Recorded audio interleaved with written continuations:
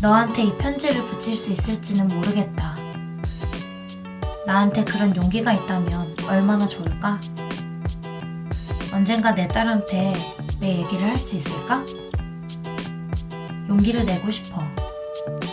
추신, 나도 네 꿈을 꿔.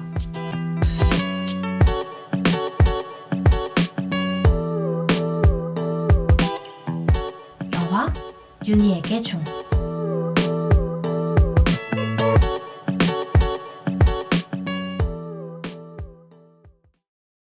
현아, 안녕하세요. 현영아간 라디오 사운드 트랙의 조현영입니다. 네, 오늘은 현영아간 라디오 사운드 트랙의 5번째 트랙입니다. 정말 여러분들 반갑습니다. 너무 오랜만이죠? 다들 사운드 트랙 잊으신 건 아니죠? 갑자기 뭐야? 왜 브이로그 채널에 이거 뭐지? 막 이러시는 건 아니겠죠? 네, 잊혀질 쯤 이렇게 찾아왔습니다.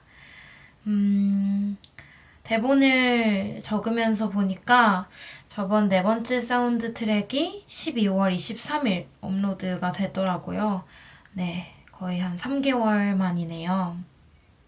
제가 브이로그에서도 말씀드렸다시피 3개월 동안 평일 동안 매일 나가는 일을 하기도 했었고, 그 중에서도 짬짬이 브이로그는 업로드를 했었는데, 왜 그랬는지 특별한 이유가 있었던 건 아닙니다. 혹시나 또 무슨 일이 있었나요? 이렇게 생각하시는 분들을 위해서 얘기하자면 그런 건 아니고요. 그냥 어쩌다 보니까 사운드 트랙 녹음을 제가 계속 못했던 것 같아요. 그리고 정말 감사하게도 주변에서 너 라디오는 언제 올라와? 이렇게 물어봐주는 분들도 있었는데요. 사실 그러니까 저는 기다리시는 분들이 있을까 싶은 게 처음에는 그런 생각을 했었어요. 왜냐면 누군가를 막 이렇게 위해서 라디오를 했던 것도 아니었고 브이로그도 마찬가지지만 제가 그냥 좋아서 어떻게 보면 들리지 않는 외침처럼 누군가가 듣는지 이게 들리는지 알 수 없는데 계속 외치는 외침처럼 제가 좋아서 그냥 저를 위해서 사실 그렇게 시작한 거나 다름이 없었기 때문에 이거를 기다리시는 분들이 있다 이렇게 생각을 못했던 것 같은데 정말 감사하게도 라디오가 올라가지 않았던 3개월 동안 제 주변에서 저에게 물어봐 주시는 분들이 있었어요. 그래서 오랜만에 그렇게 기다려주신 여러분들을 뵙게 돼서 일단 너무 반갑습니다. 여러분들과 밀린 수다도 떨어야 하고요. 또 사연도 읽어보기 전에 노래 한 곡 먼저 듣고 오겠습니다. 자이언티의 눈.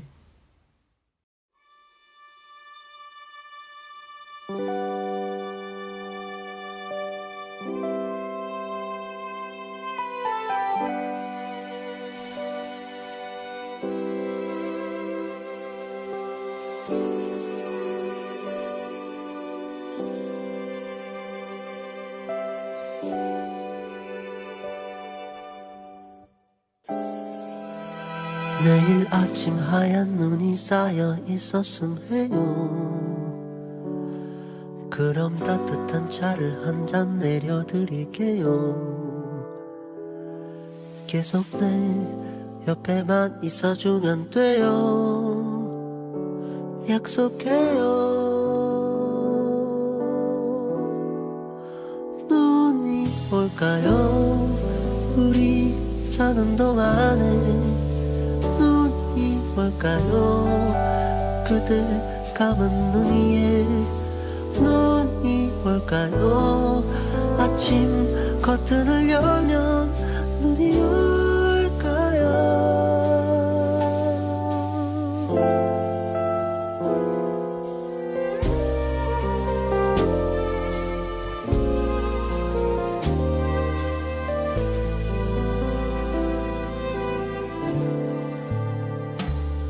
서두르지 마요 못다한 얘기가 있어요. 잠이 들고 나면 오늘은 어제가 돼버려요. 계속 내 곁에만 있어주면 돼요. 약속했죠. 눈이 올까요? 우리 자는 동안에 눈이 올까요? 그대 감은 눈 위에 눈이 올까요? 아침 커튼을 열면 눈이 올까요?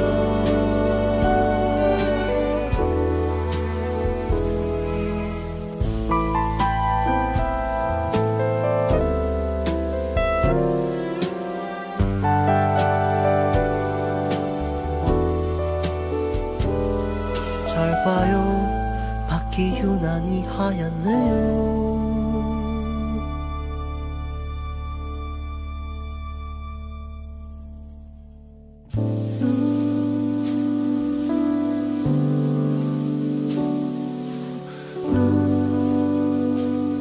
눈이 와요. 눈이 와요.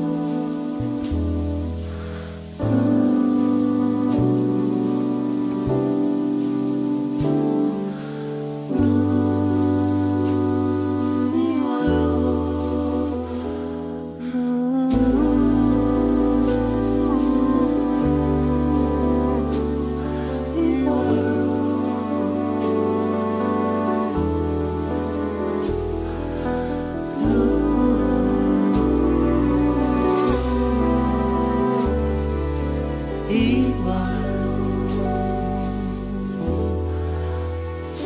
창밖에는 눈이 와요. 어제 우리 말한 대로 차를 한 잔 내려드릴게요.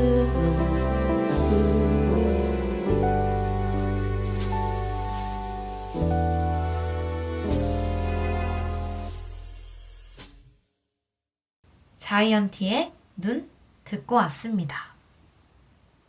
네, 제가 이전에는 저작권이 없는 노래를 틀곤 했었잖아요. 근데 오늘은 이렇게 대형 가수 자이언티의 노래를 또 여러분들이 다 아실 만한 노래를 들고 왔는데요. 처음에 유튜브를 시작할 때만 해도 제가 막 유튜브를 되게 많이 보고 좋아해서 시작을 한 건 아니었거든요. 제가 지금은 유튜브를 되게 많이 봐요. 뭐 침착맨 영상도 많이 보고 뭐 브이로그 중에서는 룬룬스라고 일본에서 생활하시는 그 한국분이 계시는데 주부 브이로그라고 해서 그것도 정말 즐겨보고 막 이렇게 유튜브를 많이 보는데 제가 유튜브를 제 채널을 운영을 시작할 때만 해도 유튜브를 정말 많이 안 봤어요. 진짜 제 주변의 친구들은 막 뭐 유튜브에서 뭐 뜨는 막 영상 이런 얘기도 하는데 저는 거의 뭐 페이스북을 보거나 아니면 인스타를 보거나 넷플릭스를 보거나 하긴 했지만 그때 당시만 해도 지금 생각하면은 어떻게 그랬나 싶을 정도로 좀 신기하긴 해요. 지금은 거의 뭐 안 틀어놓고 못 사니까 저는 자기 전에도 보고 막 씻을 때도 틀어놓고 화장할 때도 옆에 라디오나 유튜브나 넷플릭스나 이런 거를 꼭 틀어놓고 화장을 하거나 이러거든요. 근데 그때는 유튜브를 안 봤었는데 그래서 또 잘 몰랐던 것 같아요. 막 일반인 분들이나 뭐 연예인 분들도 그렇고 브이로그를 어떻게 다들 하는지를 좀 잘 몰랐었고 유튜브에 올라가는 뭐 영상이 어떤 식으로 올라가는지 이런 것들을 많이 본 사람이라면은 좀 더 잘 알았을 텐데 저는 약간 그렇진 못했었거든요. 아무래도 많이 안 보다 보니까. 그래서 저작권 같은 경우에도 제가 처음에 딱 영상을 올렸을 때 지금은 영상을 그걸 내렸는데 제주도에서 한 달 살이 했었던 브이로그 영상 중에서 하나의 노래가 이제 저작권 침해 신고 이렇게 딱 뜬 거예요. 그 영상 관리 화면 옆에. 그래서 저는 너무 저작권 침해? 그래가지고 제가 어떤 큰 잘못을 한 줄 알고 처음에 그걸 막 찾아봤어요. 아, 이거를 하면은 어떤 큰 불이익이 생기나? 아니면은 어떤 뭐가 잘못한 건가, 내가? 약간 이렇게 생각을 했었어요, 처음에. 아무것도 모르니까. 그 이후에는, 아, 이거를 잘 안 하도록 내가 조심해야겠다. 물론, 사실 그런 저작권 의식을 지키는 게 굉장히 중요하죠. 그리고 저는 과가 또 그런 쪽이다 보니까 그런 거에 대해서 생각을 많이 했었거든요. 근데 사실 지금 유튜브 같은 경우에는 어떤 저작권이 있는 음악을 사용한다고 해서 막 뭐 벌금을 낸다거나 이런 뭐 불이익이 아니라 그냥 단순히 제가 그 해당 영상에서 수익성을 창출할 수 없는 정도더라고요. 근데 저는 이게 저에게 막 큰 불이익은 아닌 게 제 채널 자체가 유튜브의 어떤 수익성을 생각해서 만들었다기보다는 그냥 제가 진짜 좋아서 이렇게 취미처럼 하고 있는 거니까. 아, 물론, 만약에 누군가가 이렇게 해서 나에게 돈을 준다? 너무 좋죠. 넙죽 받겠습니다. 넙죽, 감사합니다! 이렇게 받을 것 같긴 하지만, 뭐, 지금 당장은 제가 그런 게 진짜 아니기 때문에, 어차피 그렇게 된 거 다양한 노래 틀고 정말 영화에 대해서 얘기할 때는 그 영화에 나왔던 진짜 사운드 트랙도 들어보면서 여러분들이랑 얘기를 나누는 게 조금 더 이 사운드 트랙을 내가 더 재밌게 할 수 있을 것 같고 또 여러분들에게 더 재밌게 들려드릴 수 있을 것 같다라는 생각이 들더라고요. 이 사운드 트랙을 쉬었던 3개월 동안 네, 이런 생각이 들어서 이번 5번째 사운드 트랙부터는 가요가 됐던 팝송이 됐던 네, 여러분들이 흔히들 즐겨 들으시는 음악들 사운드 트랙에서 같이 소개를 해보려고 합니다. 네, 여기는 현영아간 라디오 사운드 트랙이고요. 저는 조현영입니다. 앞서서 첫 곡으로 들으신 노래는 자이언티의 눈이었습니다. 네, 지금은 완전 봄이죠. 올해는 정말 원래 이렇게 벚꽃이 빨리 폈었나 싶을 만큼 벚꽃들도 지금 다 펴 있는 상태고 햇살도 되게 따뜻해요. 물론 아쉽죠. 날씨가 봄인데 미세먼지가 심해서 원래 제가 미세먼지 막 왔을 때는 하늘도 되게 뿌였던 것 같고 누가 봐도 아 진짜 미세먼지가 많고 공기질이 안 좋아서 밖에 나가면 안 되겠다 싶은 하늘이었는데 요즘에는 또 미세먼지는 이렇게 심하다고는 하는데 하늘을 보면은 나 완전 봄인데? 약간 이런 나 그냥 미세먼지 없고 깨끗한 하늘인데? 이런 것처럼 정말 하늘이 태연하게 맑더라고요. 네, 아무튼 그런 봄인데 지난 겨울은 정말 이상하리만큼 눈이 많이 왔던 것 같아요. 네, 눈이 참 많이 왔었죠? 네, 다시 생각해봐도 최근 겨울에 그렇게 눈이 자주 왔었나? 생각해보면 안 그랬었던 것 같은데 막 엄청 폭설이 왔었던 적은 한 2-3번 있었나? 그랬던 것 같은데 나머지는 다 이렇게 한 3cm? 2cm 이렇게 쌓이는 눈들이 계속 왔던 것 같아요. 겨울 내내. 또 작년 겨울 하니까 생각나는 게 이 얘기를 사운드 트랙에서 여러분들한테 나는 꼭 해야겠다. 이런 에피소드는 뭐 흔한 경험이 아니니까 꼭 소개를 해야겠다 했었던 일이 있었는데요. 좀 많이 거슬러 올라가겠습니다. 시간을. 이렇게 휘리리리리리 지금 시간 거슬러 올라가는 거임. 휘리리리리리. 저는 작년 2020년 12월 31일. 그니까 작년의 마지막 날이죠. 정말 영원히 잊지 못할 만큼 다이나믹하게 보냈습니다. 제가 12월 달에 종강을 하고 나서 평일에 근무를 단기로 하게 돼서 12월 둘째 주부터는 계속 이제 평일에 일을 나갔었는데 이날도 이 12월 31일 2020년의 마지막 날도 이전과 다름없이 그냥 평범하게 일을 하고 있었어요. 근데 갑자기 제 핸드폰으로 전화 한 통이 오는 거예요. 계속 그날따라 문자 메시지가 오긴 했어요. 뭐 이 주변에서 그러니까 GPS 그 위치 기반으로 제가 있는 곳 주변에 계속 확진자 알림이 뜨잖아요. 코로나 확진자. 근데 그날따라 좀 핸드폰이 시끄럽긴 하더라고요. 자세히는 못 보고 그냥 확진자가 있구나 뭐 이렇게만 울리길래 보고 있었는데 전화가 오는 거예요. 근데 그 전화의 내용은 즉슨 제가 출퇴근할 때 그 버스에 기사님 중에 한 분이 코로나 확진 판정이 나셨던 거예요. 그러니까 즉시 퇴근하라.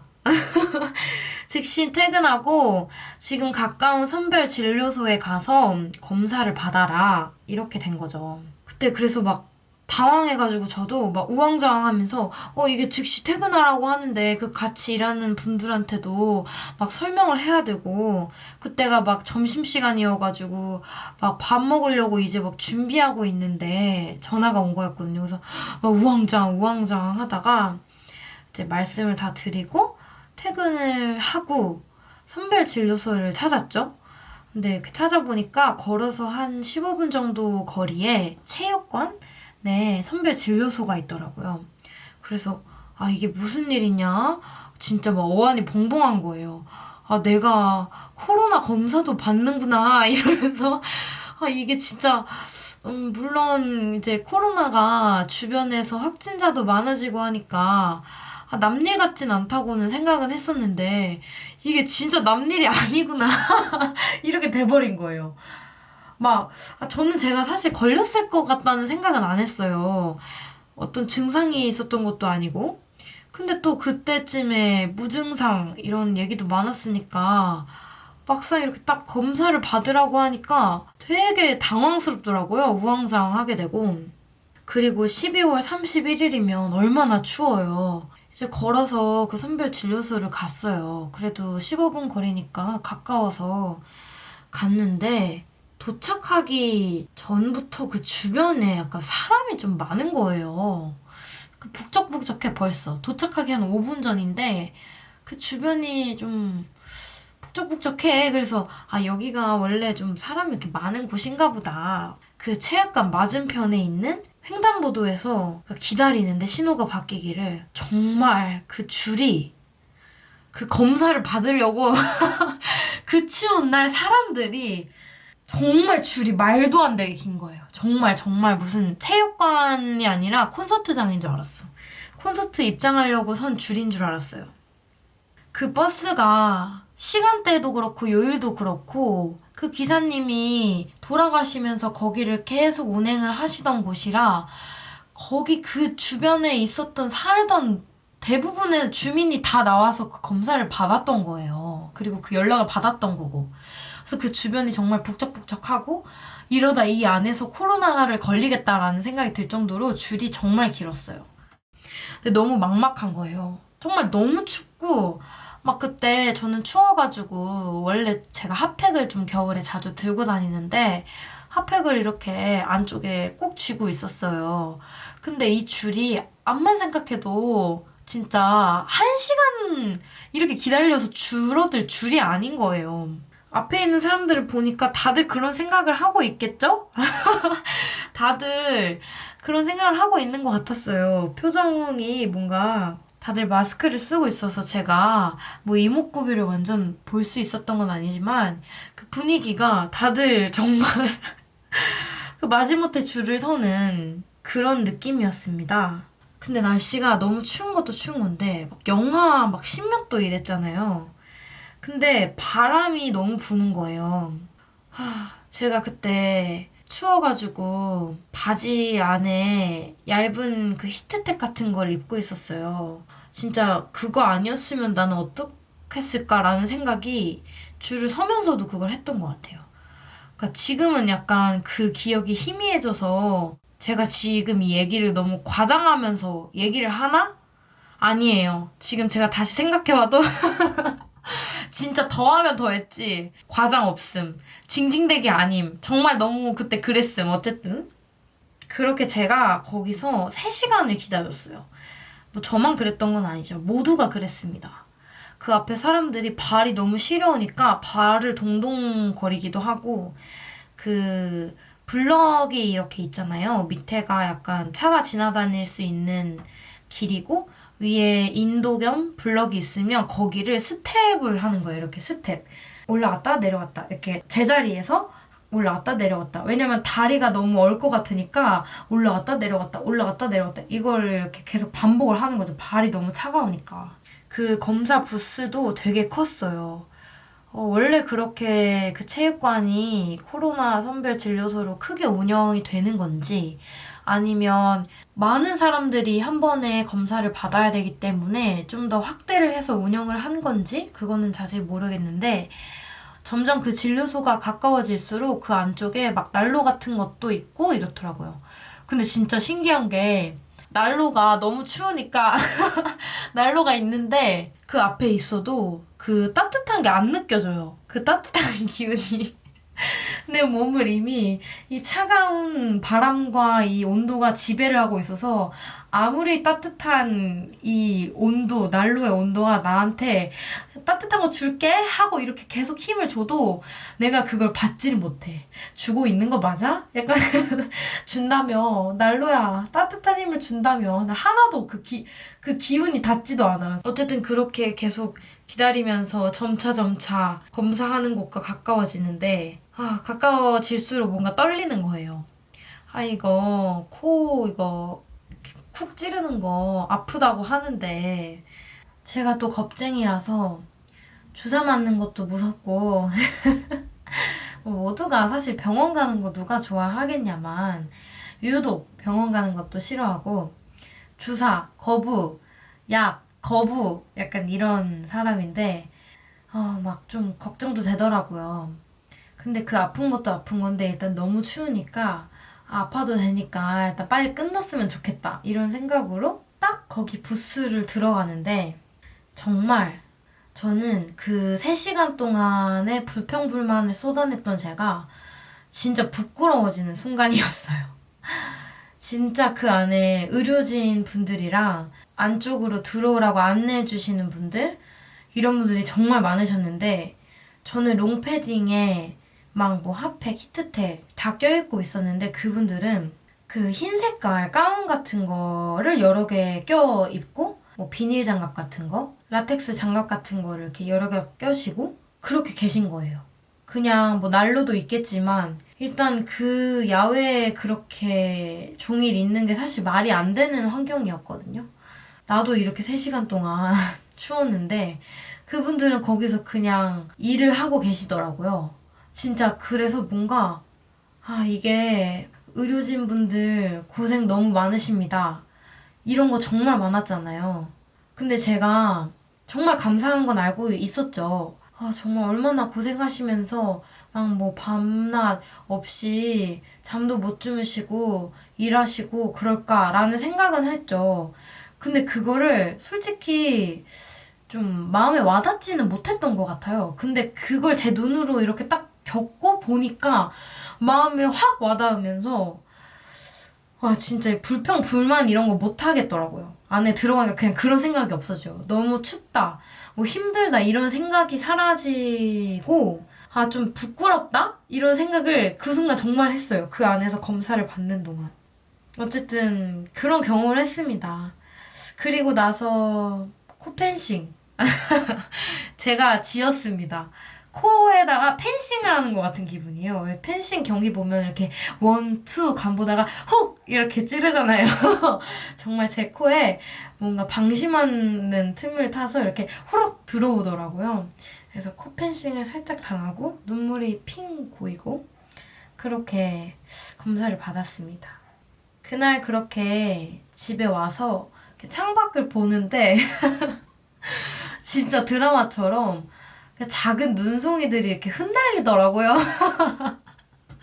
아니, 얼마나 힘들겠어요. 제가 오전에 그때 그날도 출근을 하려면 8시까지 가야 돼서 가는데 뭐 1시간 좀 넘게 걸려서 거의 5시 반? 이렇게 기상을 했었어요, 그때.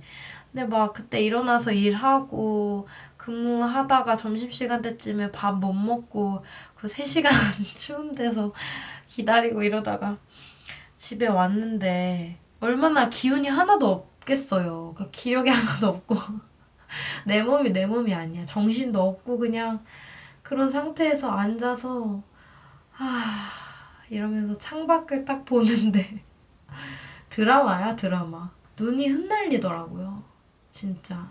그 안 잊혀져요. 그 이미지가 정말 이 뇌리에 아직도 선명해요. 그때 그 기억들이. 물론 정말 3개월이라는 시간이 지났지만 지금 이렇게 생생하게 얘기를 할 수 있을 만큼 너무 네, 선명한 기억이 있습니다. 참 다른 의미로 저한테는 특별한 2020년의 마지막 날이었습니다.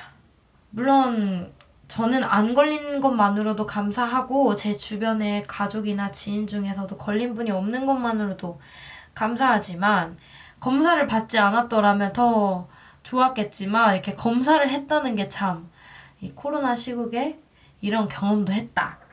그리고 제가 여러분들한테 사운드 트랙 키면은 내가 이거 코펜싱 당한 거랑 3시간 기다렸던 거 그 잊을 수 없는 2020년의 마지막 날을 꼭 얘기해야지 네, 했었는데 오늘 이렇게 이야기를 해봅니다. 네, 유독 추웠던 올해 겨울을 보내주면서 더 따뜻한 봄을 반기면서 두 번째 노래 듣고 올게요. 김혜원, 임주연의 나도 내 꿈을 꿔. 추신, 나도 네 꿈을 꿔.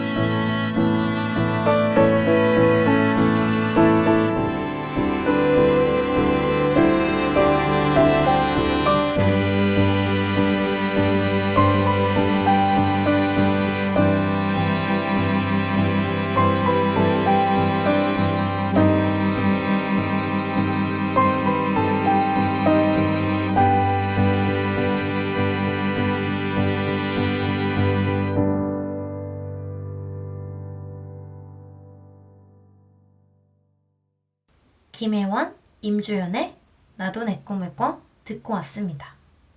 이 노래도 그렇고요. 오늘의 오프닝은 영화 윤희에게에서 마지막 김희애 배우가 남기는 편지의 나레이션이었습니다. 나도 내 꿈을 꿔 역시 이 나레이션이 나올 때 뒤에 깔리는 음악입니다. 이렇게 저작권 음악도 사용하고 이러니까 뭔가 좀 더 여러분들한테 영화 이야기도 생생하게 사운드 트랙도 진짜 영화의 사운드 트랙도 들으면서 할 수 있어서 네, 이건 좀 좋은 것 같네요. 사실 오늘의 영화는 저희 사운드 트랙의 청취자분이 저에게 메일로 추천해주신 영화입니다. 박수 한번 칠까요?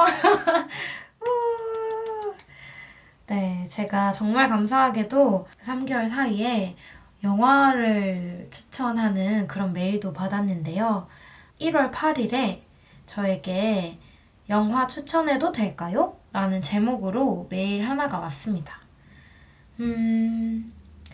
우선 영화 얘기를 하기 전에 여러분들에게도 간단히 이 메일을 읽어드리면 좋을 것 같아서 한번 읽어보겠습니다. 영화 추천해도 될까요? 안녕하세요, 현영님. 현영화관 구독자이자 사운드 트랙을 사랑하는 청취자입니다. 사운드 트랙은 제가 애정하는 콘텐츠이기 때문에 메일을 꼭 보내보고 싶었는데 고민을 하다가 저지르자 하는 마음에 메일 남겨봅니다. 얼마 전 처음으로 댓글을 달아보고 나서 자신감이 생겼나 봐요. 일단 메일을 자주 쓰지 않아서 말을 어떻게 시작해야 할지 모르겠네요. 바로 본론부터 말하자면 테마를 추천해도 될까요? 테마라고 부르는 게 맞는지 모르겠지만 현영님이 항상 사운드 트랙을 가져올 때마다 영화 하나와 함께 가지고 오시잖아요. 네, 좋은 것 같아요. 테마. 이제는 테마라고 불러도 될 것 같아요. 그래서 겨울과 어울리는 영화 윤희에게를 추천합니다. 이미 보셨을 수도 있겠지만 다음 사운드 트랙 테마 영화로 다른 영화들보다도 윤희에게를 꼭 추천하고 싶어요. 이 영화를 보면 언젠가 인터넷에서 본 글이 생각나거든요. 우리는 살면서 동성이기에 우정으로 넘겼던 사랑이 많고 이성이기에 사랑으로 착각한 많은 순간을 살아가는 것 같다. 라는 글. 고등학교 시절 한 친구를 생각해보면 저도 그때 혹시 그건 우정이 아니라 사랑이지 않았을까 하는 생각을 할 때가 있거든요. 고등학교 친구 이야기는 풀어나갈 자신이 없어서 이렇게 마무리할게요. 사연은 아니지만 여기까지 읽어주셔서 감사합니다. 짧은 글 써놓고 또 몇 시간을 고민하다가 이 시간을 보냅니다. 올해도 좋은 영상과 사운드 트랙 기대하겠습니다. HNY. 이렇게 2021년 1월 8일 날 저에게 메일이 왔습니다. 지금 좀 읽으면서도 뭔가 저도 마음이 좀 몽글몽글해지는 것 같아요. 이렇게 좀 사연을 적어주시는 분도 있는데 왠지 갑자기 너무 늦게 이 사운드 트랙을 켰나 하는 생각도 드는데요.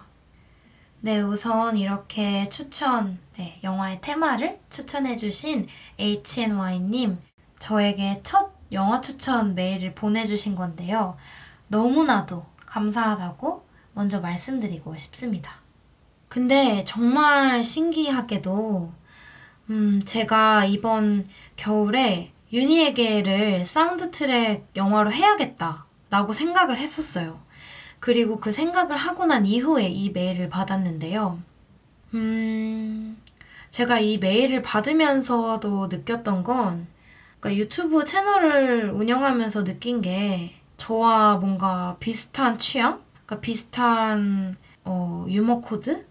어쨌든 이런 비슷한 결을 가진 사람들이 제가 구독자분들을 이렇게 만나보고 깊게 이야기를 나눠본 건 아니지만 어디까지나 제 추측이지만 제 채널의 구독자로 남아주시고 이렇게 사운드 트랙의 청취자로 계셔주시는 분들이 저와 정말 비슷한 결을 가지신 분들이 많은 것 같아요. 그래서 안 그래도 겨울에 윤희에게를 다뤄봐야겠다라는 생각을 했었는데 정말 이 윤희에게를 꼭 다뤄라 라고 하늘에서 얘기를 해주는 것처럼 메일이 와서 당시에 놀랐던 게 생각이 납니다. 저는 이 영화를 영화관에서 보지는 못했고요. 예전에 방구석 일렬에 김희애 배우님이 나오셨는데요. 그 김희애 배우님 특집으로 나왔던 걸 아빠랑 같이 넷플릭스로 이렇게 거실에서 보고 있었어요. 저희 아빠도 영화를 엄청 좋아하세요. 그러니까 저보다도 좋아하시고요. 영화에 대해서도 되게 많이 아셔서 뭐 영화 감독 이런 거 정말 빠삭하시고 필모를 이렇게 술술 읊으실 수 있을 정도로 되게 영화에서 박식하신데 그때 방구석 일렬 보면서 저희 아빠도 제 영화 취향에 대해서 좀 잘 아시거든요. 윤희에게 너가 보면 좋을 것 같다. 뭔가 현영이 취향이네. 이렇게도 얘기를 해주셨었고 저도 그 방구석 일렬에서 영화 윤희에게를 소개하고 또 김희애 배우님이 그 영화의 비하인드에 대해서 이야기해 주시는 걸 보면서 아, 저 영화 언제 한번 제대로 봐야겠다. 이렇게 생각을 했었거든요. 그리고 이렇게 사연을 받게 되면서 제가 영화는 사연을 받고 1월 달에 1월 말쯤에 넷플릭스에 있어서 영화를 봤었는데요. 안 보신 분들도 있을 테니까 먼저 영화에 대해서 간단히 소개를 해드리자면 영화 윤희에게는 임대영 감독님의 작품이고요. 2019년 11월 14일에 개봉을 했습니다.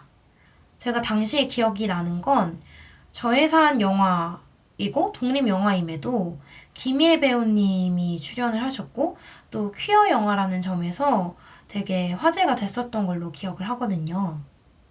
영화 윤희에게는 평범한 일상을 살아가는 극중의 윤희, 네, 김희애 배우님이시죠. 이 윤희에게는 김소혜 배우가 역할을 맡고 있는 딸 세봄이 있습니다. 어느 날 윤희 앞으로 그녀의 첫사랑인 준에게 편지 한 통이 오게 됩니다. 그리고 딸 세봄은 그 편지를 엄마 몰래 읽게 되고 윤희에게 편지의 발신지인 일본으로 여행을 가자고 제안을 합니다. 극중의 윤희는 참 평범한 사람이에요.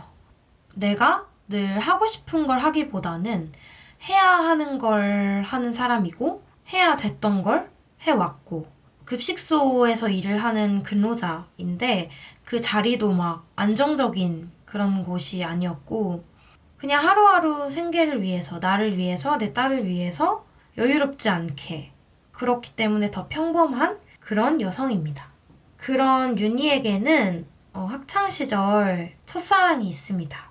바로 준인데요. 준은 일본에 살고 있는 일본인이에요. 영화에서 디테일하게 그 둘의 사랑 이야기라던가 이런 게 나오진 않아요. 그냥 그런 게 나오지 않더라도 그 둘이 얼마나 애틋했는지는 알 수 있는 연출들이 나오죠. 일본에 사는 준은 아버지가 돌아가시면서 고모와 함께 살고 있어요. 그리고 한국에 있는 윤희가 그리워요. 그래서 편지를 한 통 쓰는데 사실 윤희가 받은 이 편지는 준이 보낸 게 아니라 준의 고모가 몰래 붙인 편지였습니다. 그리고 그 편지를 딸 세봄이 엄마 몰래 읽게 되고 아, 엄마의 첫사랑이다. 엄마의 첫사랑을 만나게 해줘야겠다. 라는 세봄의 계획이 이 영화의 스토리를 이끌어 나가게 됩니다. 이 영화는 어떻게 보면 이 세봄이 이끌어 나가는 이야기인 것 같아요. 세봄이 엄마의 편지를 발견하고 그리고 엄마가 첫사랑을 만날 수 있도록 계획을 아주 귀엽고 그 고등학생 그 나이 때 할 수 있는 나도 이런 친구가 있었으면 좋겠다? 아직까지 저는 이런 딸이 있었으면 좋겠다 라는 생각을 하기에는 뭔가 너무 먼 일인 것 같아서 이렇게 귀엽고 편견 없고 그냥 자기가 생각하는 게 맞다고 생각해서 바로 실행하는 그런 귀여운 친구가 있었으면 좋겠다 하는 캐릭터인 이 세봄이가 이끌어가죠. 그리고 이 윤희는 결국 준이랑 만나게 되는데 둘의 그 만남을 통해서 여행에서 돌아온 윤희는 그 만남을 그리고 그 여행을 시작으로 새로운 인생을 다짐합니다. 네, 이런 줄거리를 가지고 있어요. 저는 이 영화를 보면서도 되게 와닿았지만 사연을 남겨주신 청취자 HNY님이 해주신 말 중에 우리는 살면서 동성이기에 우정으로 넘겼던 사랑이 많고 이성이기에 사랑으로 착각했던 많은 순간을 살아가는 것 같다. 이 얘기가 정말 영화를 보는 내내 좀 계속 생각났던 것 같아요. 우리가 진짜 그 성장기라고 하죠. 그 청소년 시기 때는 되게 많이 혼란스러운 시기잖아요. 어떤 신체적인 변화도 그렇고, 그로부터 오는 정신적인 변화나 이런 게 성숙해지기 위한 과정이다 보니까 그 안에서 어쨌든 내적으로 많은 갈등을 겪잖아요. 그래서 누구나 이게 뭐 이성애자다, 동성애자다 이런 걸 떠나서 이때 학창시절엔 이성애자든 동성애자든 사연자분이 어떤 취향을 가지고 계시던 그런 생각을 그냥 할 수 있겠다 이런 생각이 들더라고요. 단순히 그냥 취향의 여부를 떠나서 그냥 오히려 더 그런 생각을 할 수 있는 시기가 아닌가 하는 생각이 들었어요. 제가 헤르만 헤세의 그 데미안, 방탄소년단의 노래로 참고가 됐었다는 그 헤르만 헤세의 데미안이라는 책이 있잖아요. 그 헤르만 헤세가 쓴 수레바퀴 아래서라는 책을 이즘에 읽었어요. 근데 그 책은 실제로 지금 되게 청소년 권장도서이기도 하고 청년으로 되어가는 청소년의 어떤 성장기를 담은 내용이기도 해요.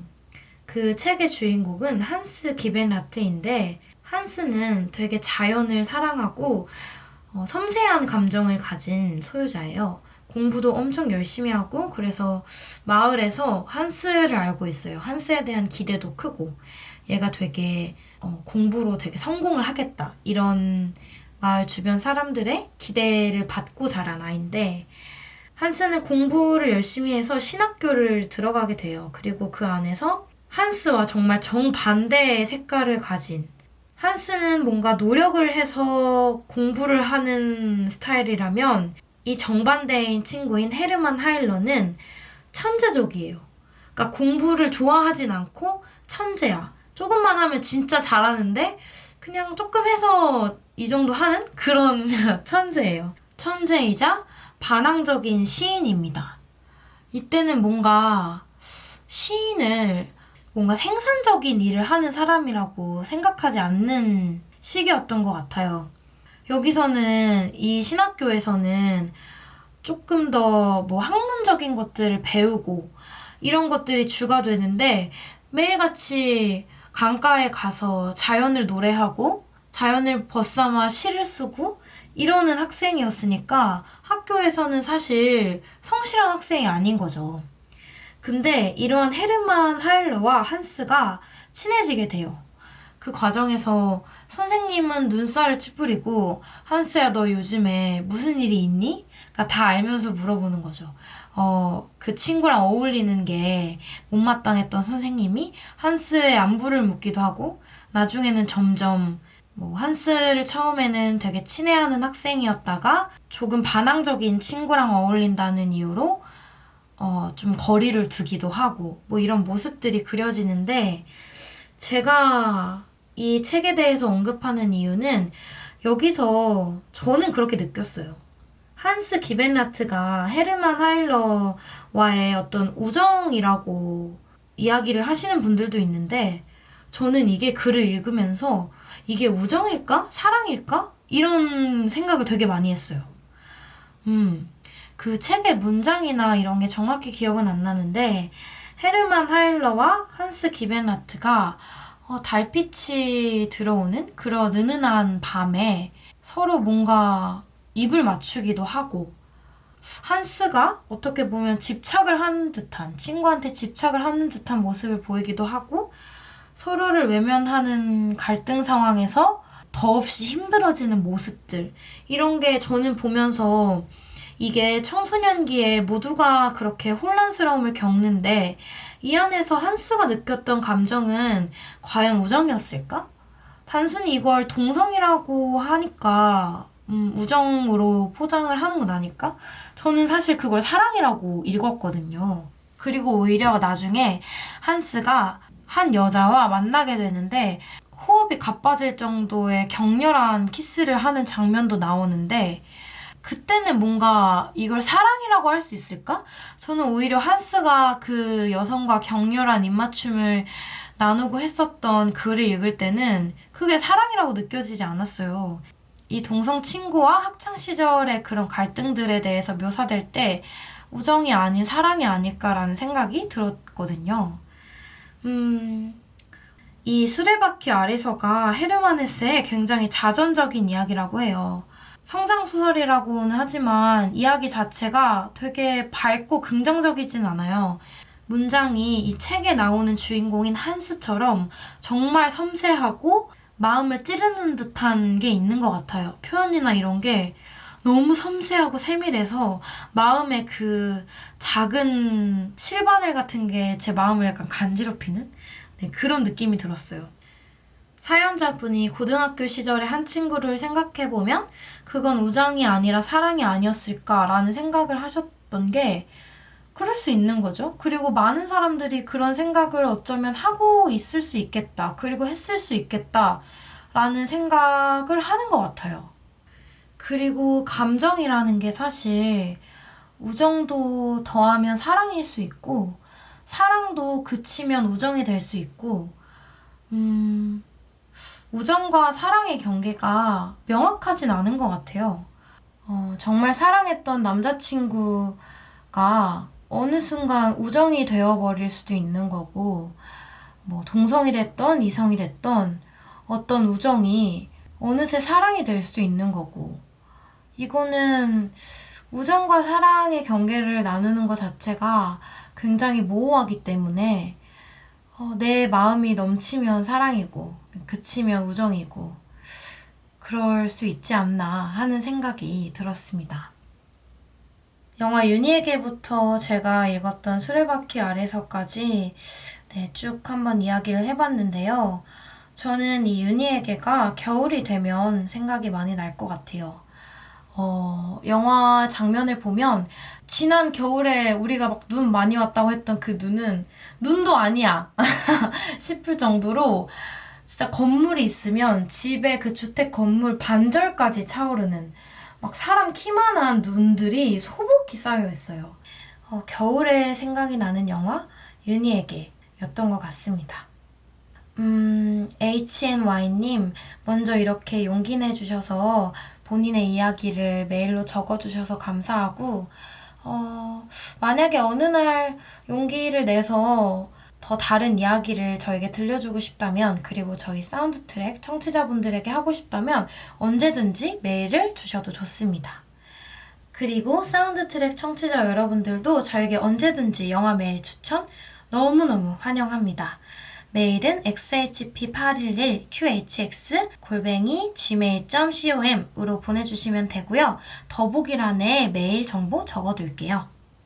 네, 현영화관 라디오 사운드 트랙 1부는 여기서 마치고요. 광고 듣고 2부로 찾아오겠습니다.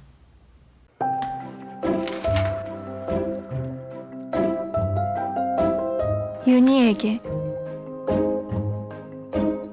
갑자기 너한테 내 소식을 전하고 싶었나 봐.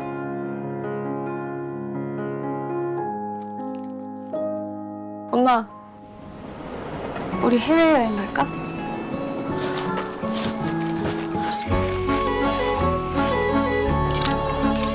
찍지 마. 이쁘다. 좀 알아봤어? 그냥 가정집이야. 근데 이 집 뭐야? 여기 사는 분들은 누구고? 엄마 어디야? 여기 엄마 옛 친구가 살아. 그래, 나 몰랐는데?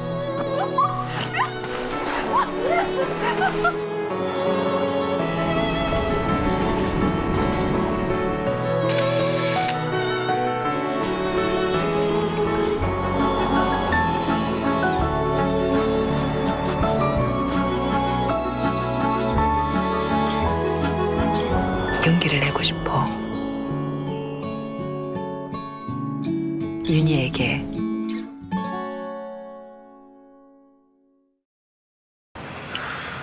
야, 담배 냄새 쩔어. 너도 전남으로 좀 바꿔라. 딸기맛 줄까? 야 이거 진짜 게임기처럼 생겼다. 야 이거 엄마도 몰라? 한번 펴볼래? 어? 괜찮아. 됐어. 나 먼저 간다. 담배 아닌 척하는 전담을 이기는 가장 멋진 노담. 나는 너담. 전자담배도 안 핌.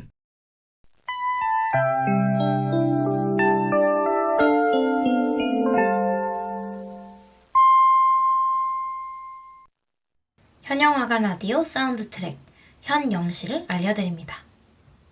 네, 여기는 현영화관 라디오 사운드 트랙이고요. 저는 조현영입니다. 다음은 사운드 트랙의 하나뿐인 코너 생동감 시간입니다.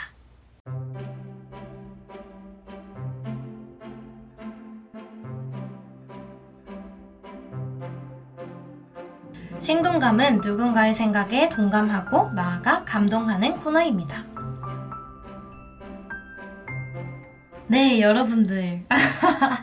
지난 4번째 사운드 트랙을 들으셨던 분들은 아실 것 같은데 제가 그때 사연자분의 메일을 지웠다고 그 사건을 막 말씀을 드렸잖아요. 근데 정말 그로부터 3일인가? 3일도 안 돼서 진짜 바로 답장 메일이 왔어요. 그래서 그 소중한, 저의 소중한 그 사연을 오늘은 더 정성껏 한번 소개하고 여러분들과 이야기를 나눠보려고 합니다. 우선 사연이 조금 길어서 전부를 다 읽기보다는 중간중간 제가 정리를 해서 읽어드리도록 하겠습니다. 메일이 이렇게 왔어요. 다시 보냅니다. 이렇게 하고 밑에 해서 전에 보냈던 메일, 그리고 이렇게 다시 밑에 해서 다시 보내달라고 말했던 그 4번째 사운드 트랙을 듣고 난 다음에 답글을 남겨주셨어요. 우선 밑에 남겨주신 그 답글을 간단하게 먼저 읽어드리고 제가 지난번에 지웠던 그 본 사연을 읽어드릴게요. 다시 보냅니다 하고 현아 메리 크리스마스입니다. 사운드 트랙은 언제나 새벽에 올라오니 새벽까지는 크리스마스라고 해주세요. 사운드 트랙이 업로드된 것은 알았지만 너무나도 소중해서 꼭꼭 아끼다가 크리스마스가 돼서 기념 선물로 들었습니다. 그리고 해주신 내용이 메일 삭제한 게 너무 웃겨서 웃었다고 얘기를 해주셨는데 감사합니다. 아니 내가 감히 사연을 보냈는데 그거를 감히 지워? 이렇게 이렇게 생각 안 하셨겠지만 당연히 이렇게 생각할 수도 있는데 이렇게 웃으면서 들어주셔서 너무 감사드리고요. 자신의 보낸 메일이 조금 부담스럽진 않을까 이런 쫄림을 가지고 계셨다고 해요. 근데 어쨌든 현영님의 요청대로 이렇게 메일을 다시 보낸다. 그리고 새 사운드 트랙 하루빨리 듣고 싶다. 그로부터 3개월. 네, 오늘입니다. 4번째 사운드 트랙도 재밌게 들었습니다. 기분 좋은 크리스마스 선물입니다. 이렇게 여러분 저 진짜 미안해요. 아니 나를 제가 뭐라고 이렇게 기다려주시죠? 어쨌든 이번 메일은 삭제되질 않기 바라며 현바 하면서 다시 그 4번째에 대한 답변도 보내주셨는데요. 그럼 이제 본격적으로 제가 지웠던 그 전설의 사연을 한번 정성껏 함께 읽어봅시다. 안녕하세요. 현영화관 사운드 트랙 애청자입니다. 현영화관의 사운드 트랙, 그 중에 생동감 채널을 들으면서 현영님이 의도하시는 대로 생각에 동감하기도 하고 또 감동도 많이 받았어요. 사실 메일을 쓸까 말까 고민을 많이 했는데요. 여러분들 고민하지 마세요. 이게 고민이 될 수밖에 없죠. 사실 저도 어딘가에 사연을 보내보거나 뭐 이래본 적이 지금 생각해보면 없는 것 같아요. 그러니까 보내볼까 하다가도 보내시는 여러분들 진짜 진취적인 겁니다. 이거 보통 할 수 있는 게 아니에요. 네, 어쨌든 어떤 내용을 담아야 할지 또 괜한 이야기를 하는 건 아닐지 내 생각만 가득 담겨서 부담스러운 메일을 쓰는 건 아닌지 그래도 현영님께 전달하는 게 좋다는 생각이 들어서 메일을 보냅니다. 혹시 제가 누군지 알아채셨다면 모르는 것처럼 한 명의 시청자를 대하듯 이 메일을 보아주셨으면 좋겠습니다. 라고 해주셨어요. 아마 제 주변 사람이니까 이렇게 말을 해주시는 거겠죠? 제 지인이니까? 근데 저는 도통 모르겠고요. 사실 제 친구들한테 이 메일을 받고 너희 혹시 사운드 트랙 듣니? 나한테 메일 보냈니? 라고 이렇게 얘기를 했는데 물론 안 듣는 친구도 많고 사연을 안 보냈다고 그러니까 사연? 너무 당연하다는 듯이 너무 어처구니가 없다는 듯이 아닌데? 라고 얘기하는 친구들도 있어서 저는 일단 도무지 감을 못 잡겠습니다. 현영아간 사운드 트랙 1, 2, 3을 들으면서 가장 기억에 남는 말은 2화에서 현영님이 흑화한 과거의 일기장 속에 어쩌면 내가 알고 있는 세상이 그리고 이 세상 속 사람들이 전부 거짓일지도 모르겠다. 네, 제가 이런 얘기를 했었죠. 나의 믿음이라는 편협한 틀 안에 가두고 마음대로 정의하는 것 그리고 기대하는 게 참 어리석다. 언제쯤 이 어리석음 안에서 지혜를 찾을 수... 잠깐만. 생각해보니까 이거를 들으시면서 치신 거겠죠? 제가 막 자막을 남기거나 너무 감사하네요. 언제쯤 이 어리석음 안에서 지혜를 찾을 수 있을까? 그리고 그 지혜로부터 용기를 가질 수 있을까? 지혜와 용기를 구하는 건 역시 내 큰 이기심은 아닐까라는 말이었어요. 네, 제가 2화에서 소개했었던 제 과거의 일기장 속 내용인데 지금부터 제가 쓰는 글들은 이 말을 듣고 제가 느꼈던, 생각했던 감정들이기에 현영님과 같은 생각이 또 감정이 아닐 수 있다고 생각해요. 그래도 그랬구나 라는 마음으로 읽어주시면 감사하겠습니다. 네, 그렇게 읽을게요. 사실 저는 매사에 제가 하는 모든 말을 의심하는 사람입니다. 내 판단은 옳은지, 그 판단으로 인해 행동하는 건 옳은지, 또 이렇게 말을 하는 건 옳은지 매번 고민하고 또 생각합니다. 그래서 누군가를 미워하지 않으려고 노력해요. 미워한다는 마음은 상대방을 너무 힘들게 하니까요. 20살이 된 이후부터인가 성인이 되고 많은 사람들을 만나면서 생각이 변한 거겠죠. 그 전까지는 내가 하는 말에 저만의 믿음을 담아 이야기하면 될 거라고 생각했는데 몇 번 다른 생각을 가진 사람들을 만나다 보니 내가 믿는 게, 내가 판단하는 게 옳은지 의심하게 되고 또 내 말을 듣는 사람 역시 나만큼이나 생각을 했겠구나 라는 생각이 들더라고요. 나의 의견과 다른 누군가에게 저의 판단을, 믿음을 주장한다는 건 그걸 듣는 누군가에게는 폭력일 수 있겠다 이런 생각이 많이 들더라고요. 주변 사람들과 많이 이야기 나누면서 또 생각을 나누면서 내린 결론들인 것 같아요.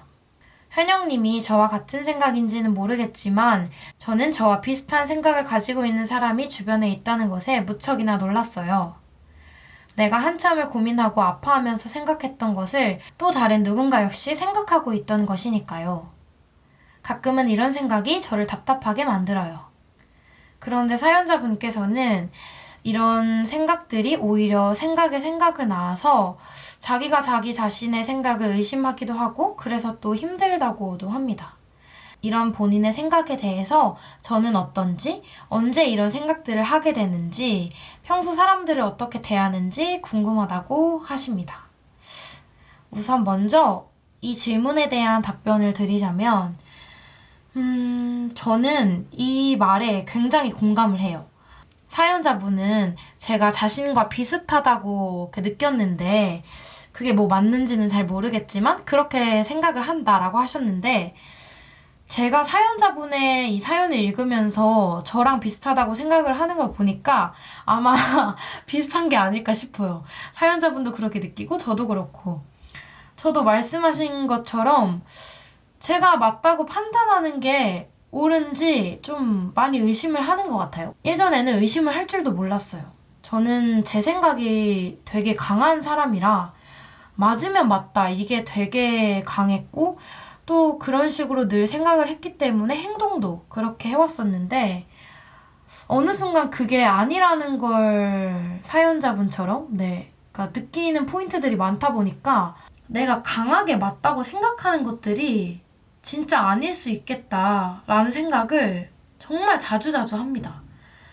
이것들에 대해서는 이렇게 느꼈던 포인트들을 정리해서 제가 이 사운드 트랙에서 다룰 수도 있을 만큼 네, 그렇게 느꼈던 것 같은데요. 내가 너무 나를 의심하는 거 아닌가?에 대해서는 저는 깊게 고민을 하진 못했던 것 같아요. 그걸로 스트레스를 받거나 내가 왜 내 생각을 좀 너무 못 믿는 것 같지? 이런 것들에 대해서는 저는 고민을 해본 적은 많이 없고 오히려 이렇게 생각할 수 있게 된 내가 조금 뿌듯하다? 좀 철없어 보일 수도 있겠지만 이런 생각을 할 수 있는 사람이 사실 저는 많지 않다고 생각해요. 이것도 제 편협한 믿음일 수도 있겠지만 과거에 이런 생각을 전혀 못하고 강한 제 믿음으로만 밀어붙이던 제가 어쨌든 이런 생각을 조금씩 할 수 있다는 게 긍정적인 성장인 거잖아요. 그러니까 그냥 조금 더 긍정적으로 이걸로 내가 더 성장하고 더 많이 깨닫고 더 흡수할 수 있지 않을까? 라는 쪽으로 생각을 많이 했던 것 같아요. 그리고 사연자분도 충분히 그렇게 생각하시면 좋지 않을까? 라는 생각이 먼저 들었네요. 그리고 나라는 사람을 예측할 수 없다는 건 가두지 않고 다른 방향으로 이 생각도 저 생각도 해볼 수 있다는 제 말을 듣고 되게 많이 와닿으셨다고 합니다. 또 신선한 충격을 제 말에 신선한 충격을 받아주셔서 감사합니다. 네, 좀 되게 쇼킹하셨다고 하는데요. 위의 이야기처럼 타인과의 관계에서 제 믿음에 대해서만 의심해보았지 제 자신의 한계에 대해서는 의심해본 적이 없는 것 같아요.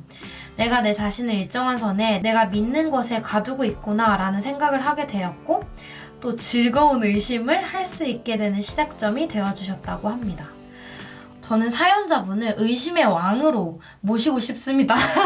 이게 안 좋은 쪽으로 제가 내 험담을 하나? 이런 의심이 아니라 이런 건 정말 긍정적인 의심인 것 같아요. 본인을 많이 의심하고 또 의심하고 하는 거. 이건 진짜 어떻게 보면 생각의 확장? 제가 너무 이렇게 얘기하는 걸 수도 있겠지만 저는 그렇게 생각해요. 남이 의심하지 않는 걸 의심하고 남이 문제 제기를 하지 않는 걸 문제 제기를 하면서 세상은 진보했다고 저는 생각을 하거든요. 근데 이게 언제나 나로부터 향해 있고 그 시작이 나라면 다른 거에서도 그리고 더 다른 문제에서도 생각할 수 있는 힘을 갖게 되는 거잖아요. 그래서 당신을 의심의 왕으로 모십니다. 이 사운드 트랙 공식 의심의 왕으로 임명합니다. 마지막으로 현영님께 묻고 싶어요. 1월 4일에 현영님은 우울했다고 했는데요. 저는 요새 우울함에 대해 생각하고 있어요.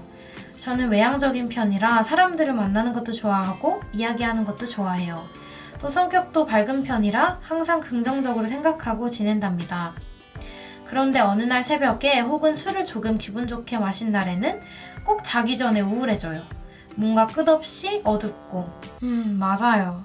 솔직히 안 그런 사람이 어디 있겠어요. 저도 뭐 말씀해주신 것처럼 외향적이에요. MBTI가 E형이고 사람들 만나는 거 좋아하고 근데 또 그럼에도 저는 혼자 있는 시간도 굉장히 좋아하고 또 그런 게 필요해요. 사람을 만나면서도 충전이 되는데 충전이 되면서도 소모가 되거든요. 근데 혼자 있을 때 그 소모된 걸 채울 수 있어요. 사람을 만나면서 소모됐던 에너지를. 근데 반면에 또 혼자 있으면서 소모되는 감정들이 있어요. 뭔가 그런 시끌벅적함, 사람들 사이에 둘러싸여 있을 때 느껴지는 기쁨들? 이런 것들이 소모되니까 또 그런 걸 다시 사람들을 만나면서 채우고 이게 되게 저는 순환이 되거든요. 늘 외향적이고 긍정적인 사람이라고 해서 늘 사람을 만나는 게 좋고 늘 긍정적이고 기쁨만을 느끼는 게 아니라 언제는 당연히 우울할 수 있죠. 또 우울한 감정을 느낌으로써 더 기쁘고 긍정적인 감정을 느낄 때에 기쁘다, 긍정적이다 하는 그런 파지티브한 긍정의 에너지를 더 느낄 수 있는 거고 우울함을 어떻게 극복하냐고 여쭤봐 주셨는데요.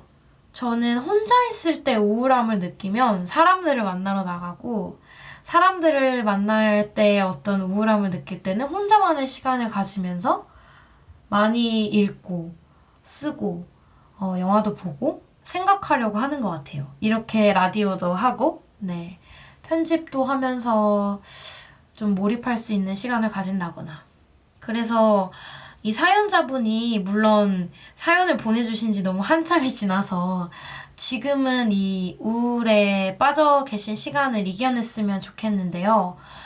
혹시나 만약에 우울한 감정이 드신다면 생각을 해보시면 좋을 것 같아요. 이게 사람들로부터 느껴지는 우울함인지 아니면 너무 혼자 고립되어 있어서 느껴지는 우울함인지 그래서 제가 말한 것처럼 제 방법을 한번 추천드립니다. 그 둘 다가 아닌 것 같다 하면 엄청 몰입할 수 있는 걸 찾는 거예요. 다른 잡생각이 안 들 정도로 몰두할 수 있는 예를 들면 어떤 레시피가 정해져 있는 요리를 한다거나 스트레스를 풀 겸 방 정리를 한다거나 잡생각이 안 들 수 있는 그런 것들을 계속 해보는 거. 너무 또 가만히 있으면 오히려 생각이 많아지잖아요. 저는 주로 그렇게 좀 부정적인 감정들을 극복하는 것 같습니다. 말이 많이 길어졌네요. 아닙니다. 안깁니다. 현영님의 소중한 시간을 뺏은 건 아닌지 걱정됩니다. 무엇보다도 현영님의 유튜브 무척이나 잘 보고 있어요. 유튜브를 보다 보면 현영님이 어떤 사람인지 잘 나와 있어서 그 표현하는 방법 또한 대단하다는 생각이 들어요. 과찬이십니다. 평범할 수도 있는 제 일상에 특별함을 주셔서 감사합니다. 또 다음 영상들도 기대할게요. 감사해요. 라고 남겨주셨습니다.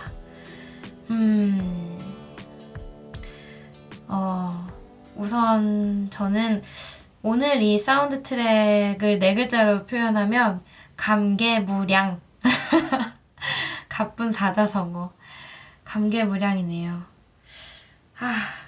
저한테 이렇게 소중한 본인의 평범하다고 하셨는데 전혀 평범하지 않고요. 특별한 이야기를 들려주셔서 너무나 감사하고 이게 정말 생동감 코너의 취지죠. 누군가의 생각을 들어보고 동감하고 감동하고 하는 코너로 만들었는데 그럴 수 있다는 게 참 얼마나 감사합니까? 제가 이렇게 누군가의 생각을 들을 수 있다는 사실도 그렇고 여러분들한테 소개할 수 있다는 것도 그렇고 이런 글을 읽으면 그 마음이 약간 전이가 되잖아요. 그래서 느껴지는데 그 마음을 전이할 수 있다는 것도 참 감사한 것 같네요. 사연 남겨주셔서 너무너무 감사드리고 이 당시에 느꼈던 그런 복잡한 생각들이 지금은 어느 정도 정리가 됐으면 좋겠다는 생각이 듭니다. 네, 여기는 현영아간 라디오 사운드 트랙이고요. 저는 조현영입니다. 마지막으로 노래 한 곡 듣고 오겠습니다. 레디오헤드의 Creep.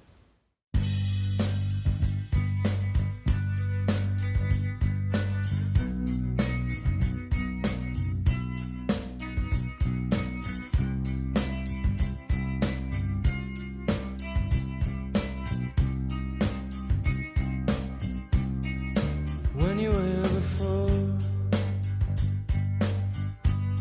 couldn't look you in the eye. You're just like an angel. Your skin makes me cry. You float like a feather in a beautiful world. I wish I was special. You're so fucking special. But I'm a creep. I'm a widow. What the hell am I doing here? I don't belong here. I don't care if it hurts. I wanna have control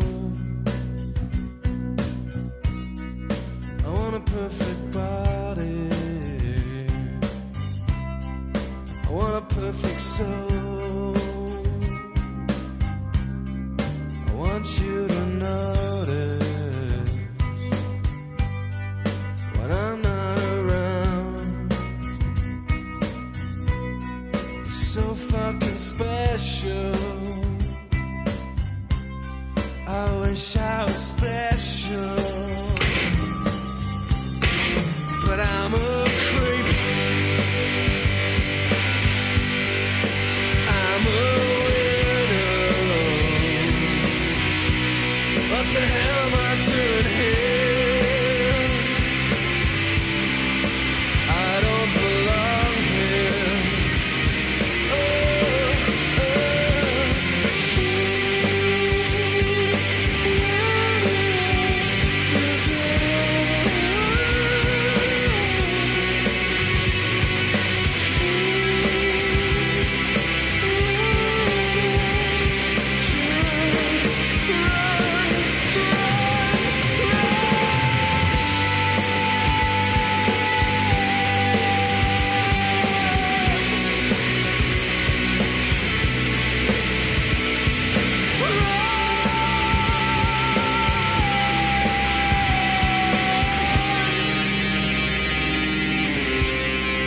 Whatever makes you happy, whatever you want. You're so fucking special. I wish I was special, but I'm a creep. I'm a widow. What the hell am I doing here? I don't belong here. I don't belong here. 레디오헤드의 크립이었습니다. 이 밀린 사연들, 여러분들 너무 사연 보내주신 분들, 그리고 사연은 안 보내주셨지만 기다렸을 청취자분들, 너무 미안하고 또 감사합니다. 3개월 만의 사운드 트랙이었지만 제 개인적인 생각으로는 지금까지의 사운드 트랙 중에서도 가장 알찼던 것 같아요. 여러분들 추천해주신 영화도 같이 보고 이야기도 나누고 늦었지만 이렇게 사연도 읽고 신청곡으로 보내주신 노래도 함께 들을 수 있어서 저도 즐거웠던 시간이었습니다. 앞으로 사운드 트랙은 2주에 한 번씩 업로드 해볼 생각입니다. 그래서 한 주는 브이로그나 취향 영상, 그리고 그 다음 주는 사운드 트랙, 이런 식으로 계속 돌아가면서 좀 더 자주 사운드 트랙을 녹음하려고 해요. 다양한 영화 이야기도 해보고 또 일상적인 수다도 떨고 그런 사운드 트랙에 여러분들과 함께하면 더 즐거울 것 같습니다.